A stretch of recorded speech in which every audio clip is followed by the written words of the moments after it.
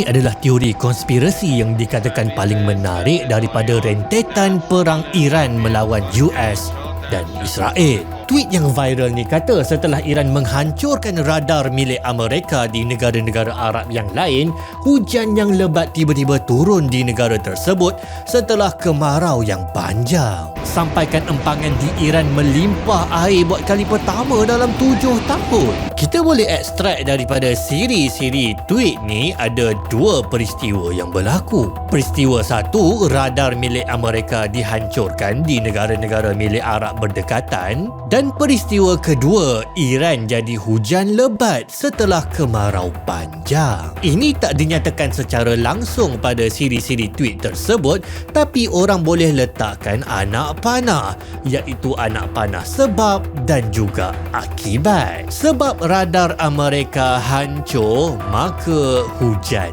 turun. Bermakna radar Amerika adalah penyumbang dan juga penyebab kering kontang di negara musuh mereka selama ini, iaitu di Iran. Maka Amerika selama ini ada senjata dan diorang mampu mengawal cuaca.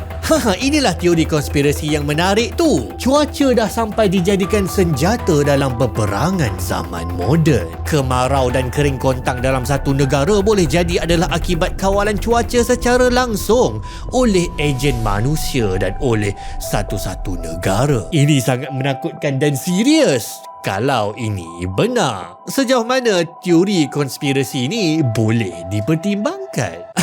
Menariknya, rupa-rupanya dalam sejarah, Amerika Syarikat rupa-rupanya memang pernah gunakan cuaca sebagai senjata, iaitu dalam satu operasi bernama Operasi Popeye. Tak tahulah kenapa nama dia macam tu, apa kena-mengena dengan bayam, iaitu waktu perang Vietnam dengan Amerika. Ini bukan lagi konspirasi dah, memang ada dokumen rasmi yang telah pun diterbitkan dan telah pun dibongkarkan oleh Department of State Amerika dan korang boleh akses sendiri. Dalam Operasi Popeye, Amerika nak panjangkan musim hujan di Vietnam sebab diorang nak tentera-tentera Vietnam tu susah nak hantar bekalan perang. Tanah jadi berlumpur dan diorang nak berlakunya tanah runtuh. Jadi apa yang tentera Amerika ni buat adalah mereka buat cloud seeding, pembenihan awan, supaya awan boleh dibuat mengandung beramai-ramai lah dekat negara Vietnam tu. Jadi hujan akan terus turun tanpa henti.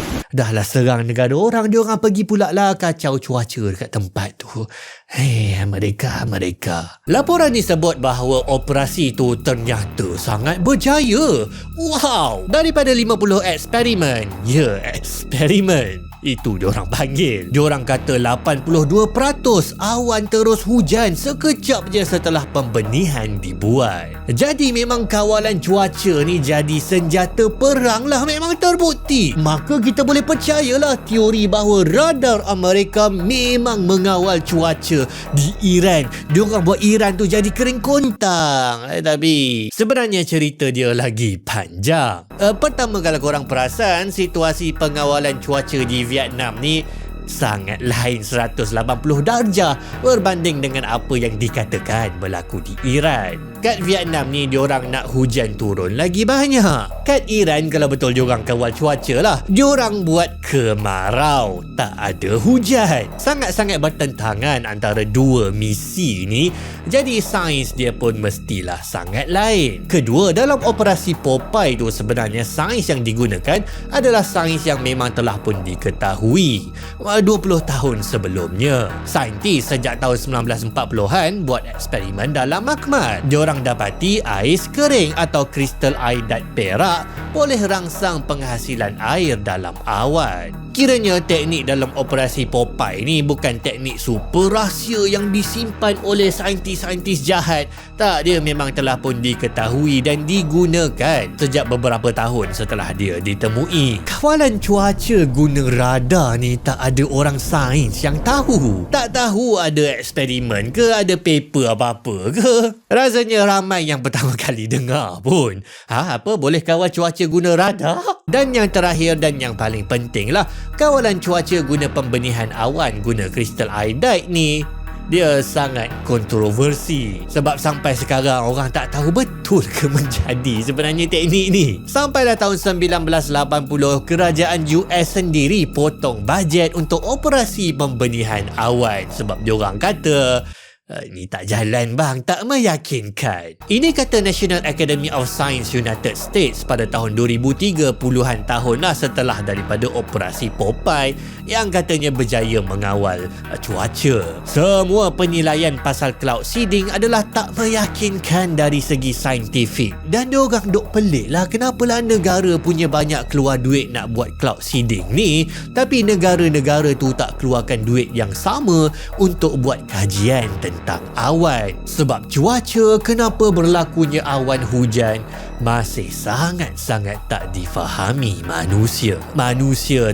tak faham kenapa boleh berlaku hujan. Jadi kalau kita masih tak faham pasal cuaca, tak faham apa yang menyebabkan perubahan cuaca, hujan panas, jadinya sejarah bahawa US berjaya menjadikan cuaca sebagai senjata perang adalah sangat muskil lah. Kan kalau puluhan tahun selepas tu saintis diorang sendiri kata diorang tak faham cuaca, tak faham awan, macam mana diorang boleh kawal? Tapi betul ke kita tak faham cuaca? Kita kan dah siap duk ramal cuaca setiap hari. Maksudnya manusia faham lah, dah power lah boleh ramal cuaca. Dan maksudnya tak hairan lah manusia boleh kawal cuaca. Tak adik-adik, kakak-kakak, pakcik-makcik, oi, manusia masih sangat tak faham cuaca. Sampai sekarang, malah mungkin sekarang kita sedar bahawa kita lagi tak faham. Okey, kita terangkanlah sikit. Ringkasnya ada dua masalah besar pada semua model-model untuk meramal dan mensimulasikan cuaca dunia kita. Butterfly effect dan juga hawk moth effect. Butterfly effect ataupun kesan rama-rama ni menemui bahawa kibasan kepak rama-rama yang sebiji yang seekor boleh menghasilkan kesan berantai dalam dunia yang menghasilkan fenomena sebesar puting beliung. Satu rama-rama kibas kepak di Amerika, mungkin kesan daripada tu boleh menyebabkan berlakunya ribut taufan di China. Cerita dia kibasan rama-rama yang sebiji ni dia tak diambil kira oleh model simulasi cuaca bila korang nak set up kondisi awal simulasi. Sebabnya memang tak boleh nak masuklah dalam komputer nilai kibasan kepakan sayap rama-rama. Dia sangat-sangat kecil, kalau kita duduk sebelah rama-rama pun kita tak rasa. Dan satu lagi adalah komputer tak boleh nak ramal. Hang tak boleh nak ramal bila rama-rama yang seekor ni nak bangun dari tidur dia kepakkan sayap dia. Jadi maksudnya model ramalan cuaca yang paling baik pun tak boleh nak ramal puting beliung yang dihasilkan oleh satu kepakan sayap rama-rama. Itu baru sebiji rama-rama, kalau berbilion-bilion rama-rama yang kepak sayap, aktiviti manusia macam mana? Tindakan manusia ni tak boleh nak diramal oleh model cuaca. Kalau kepak rama-rama dapat hasilkan puting beliung, ini semua dapat hasilkan apa? Orang ingat kesan rama-rama ni dah cukup teruk. Yang lagi kritikal adalah masalah kesan hawk moth. Ringkasnya, kesan ni kata kalau pengiraan model simulasi cuaca hang tu lari sikit je, ataupun kalau design model tu berbeza sikit je daripada dunia sebenar, walaupun data semua dah lengkap, semua dah sempurna, hang boleh jadi dapat result yang sangat-sangat berbeza dan malah bercanggahan dengan apa yang sepatutnya berlaku di dunia nyata. Simulasi sentiasa akan berbeza dengan dunia sebenar, malah itulah sebab nama dia simulasi pun. Jadi kalau ikut kesan hawk moth ni, ramalan simulasi berkenaan cuaca semuanya macam boleh percaya ke kan? Mungkin itulah sebab punyalah banyak model-model ramalan cuaca ni salah ya dah. Walaupun untuk hari yang sama, pagi tu kita tengok ramalan cuaca kata petang ni cerah, tiba-tiba hujan. Dah lah tu ada banyak pula lah model ramalan cuaca oleh macam-macam pihak, dan kadang-kadang setiap satu tu boleh bercanggah satu sama lain. Kesimpulannya nak kata, makin kita belajar, makin kita akan rasa pelik lah macam mana ada teori yang kata bahawa satu negara